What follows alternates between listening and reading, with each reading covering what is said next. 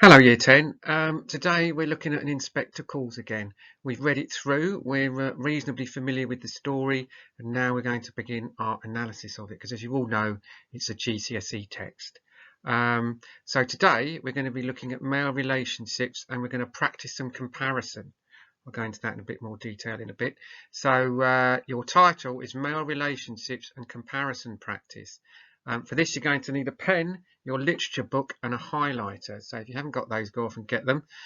Put this title into your book and we'll begin. You'll do now is to write down as many quotes as you can from Mr. Birling's speech at dinner. Just get your head back in the book. It might take a couple of minutes. It's a question of retrieval rather than having these things at the forefront of your mind. So have a think about that. Write down as many as you can. 5 minutes. Don't spend any more than 5 minutes on it. You could have had these. I'm a hard-headed businessman. And to that I say, fiddlesticks. The Germans don't want war. Nobody wants war. Unsinkable, absolutely unsinkable. Peace and prosperity and rapid progress everywhere, except of course in Russia, which would always be behindhand naturally. A man has to make his own way, has to look after himself, as if we were all mixed up together like bees in a hive, community and all that nonsense. I wanted you to have the benefit of my experience. So I'll be interested to know if you've got any others, but those I think that's a pretty comprehensive list. I want you to spend the next 7 or 8 minutes just rereading pages 10 to 13. Now, as we've discussed, but it bears repeating, the stage directions can reveal a lot about a character, perhaps more even than the speech in a play like this, and you can use them as quotes. So we're going to look at a little extract here. What do you notice about the relationships between the three men in this short extract?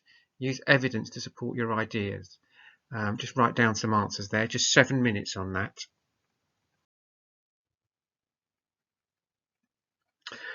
Right, here we are. Gerald, likely, sure to be, unless Eric's been up to something, nodding confidentially to Birling, and that would be awkward, wouldn't it? Well, notice how Gerald's interactions with Birling are generally positive. They are keen to impress each other, lightly, humorously, creating a warm, positive tone. Remember Mr. Birling's words from earlier, you're just the kind of son-in-law I always wanted. So really, Gerald and Mr. Birling put Eric on the outside of the little trio of them there. So you can read through those. I'd like you to write those notes into your book and then go on to the next slide. Just put a little subtitle into your books now, an Inspector Calls exam. Now, for your English literature exam, you'll complete 2 papers. An Inspector Calls alongside Dr. Jekyll and Mr. Hyde will be in paper 1. The poetry and the Shakespeare are in paper 2. The Inspector Calls question is divided into 2 separate questions. Part A, you're comparing an extract from an Inspector Calls with an extract from an unseen play. Part B, exploring a moment from the play from memory. And you answer both of those. They're both worth 20 marks, a total of 40. I'd like you to write that into your books, please.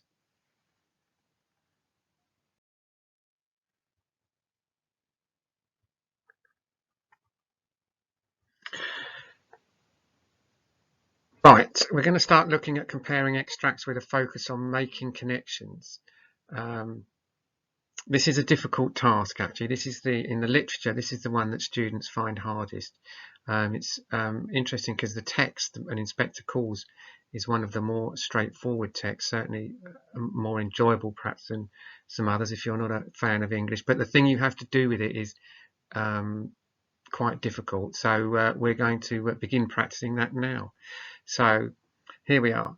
Part A, comparing an extract from an Inspector Calls with an unseen play. So that's how the question will look. I won't read it all out. You can do that. And there's an exam hints and tricks at the bottom. You need to write 1.5 pages for each question. So that's going to be 1.5 part A and 1.5 part B. For every page you write, you should aim to include 4 to 6 quotations. In part A includes situational context.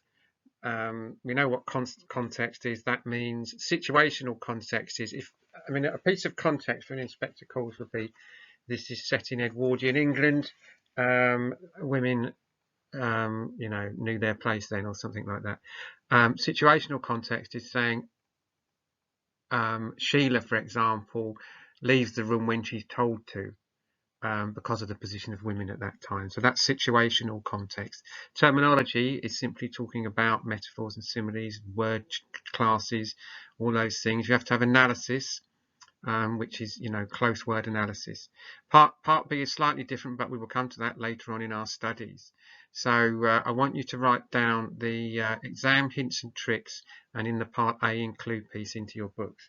I know it's a lot to be going on with at the moment, but we'll be doing this over time, again and again and again. So as ever, don't worry about it. Just do what I ask you to do. Okay, now it's time to read through the extracts carefully. They're on the upcoming slides. So start with the extract you're not familiar with, i.e. the unseen one. Remember to keep the question in your mind. What are the present child relationship? What are the parent-child relationships like? As ever, Year 10, highlight the command words in the question. Focus on language and structure, but most importantly, the potential effect on the audience, both contemporary and modern. And just an overview of what you think, what are your expectations for the situations the characters are in. I mean, in Edwardian England, you'd expect people to behave differently than they would in the contemporary text. Read both extracts. So read through the extracts on the left there, and look at my notes on the right. At this stage in the play, Act 1, Sheila appears to have a very good relationship with her parents. I'm not going to read the whole thing out. You can see it. I want you to write them into your book. Read the text though, make sure they make sense to you. Same here. Read through the text, use my notes, and make sure you understand how they relate to the text.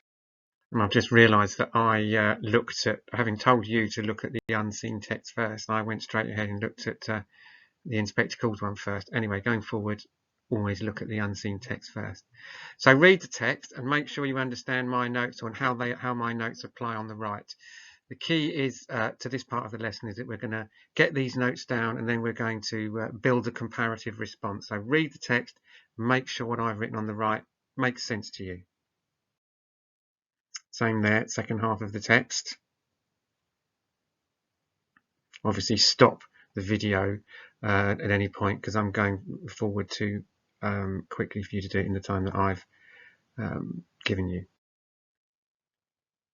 Now, planning, 15 minutes you'd spend on planning. You need to plan your comparisons. Pick 3 comparative ideas and create an essay plan. Remember, you need to include comparative connectives, evidence, terminology, analysis, and situational context. Look at all of your points. What connects your ideas? What is your overall argument going to be? Write a sentence to sum this up. That overall argument thing, piece of work rather, is what you would put at the beginning, which moves you into the sort of critical style part of the mark scheme. But don't worry, baby steps. I just want you to write your opening paragraph. By all means, write the whole thing if you want. I'll gladly look at that, but I want you to make the plan is the key, the plan of the points that you're going to compare between these two texts in light of the question. So let's just see that. That's the crucial thing, the plan. In fact, don't go on to write the whole answer. Write the opening paragraph, but what's key today is that I see the plan, that you know how to plan the response. Well done, Year 10. I will look forward to seeing your responses, and I will speak to you next week.